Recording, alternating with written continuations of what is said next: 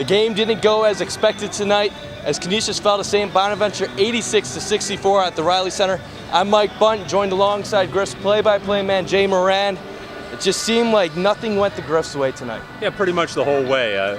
St. Bonaventure was the faster team, they were the bigger team, and they were the better shooting team. And to add to that, they were the more poised team here tonight. Obviously, this is their home court. That helped out a lot in that regard, but the Griffs has showed some very uncharacteristically immature play at different times, notably a technical foul in the second half against Jordan Heath that really seemed to turn the tide a little bit. That's what Coach Barron told us on the postgame show. He said that was a turning point in the game. In the first half, we saw a Canisius team that was down by like 5 to 7 points for the most part, but making runs to stay in the game. In the second half, though, they just couldn't keep it going. St. Bonaventure goes on a 26-9 run that really helped them get away from the Griffs in the second half.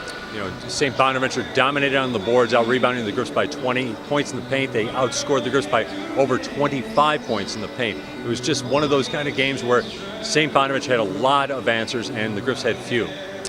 It was a return of Billy Barron to the Riley Center, and Jim Barron, more importantly, Billy, his son, growing up in the area. He rose to the occasion today. He had 23 points. He played well. It was unfortunately not many other Griffs stood up today, but Billy had a good game in the return back home to the Riley Center. I think if you ask Billy, though, it doesn't matter. He's that kind of a kid. He knows he's going to get his stats. He can fill up a stat sheet.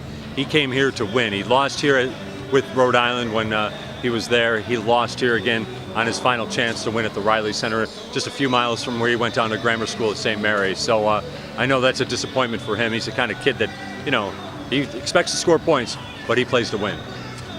Here's how it looked at the Riley Center for the Griffs.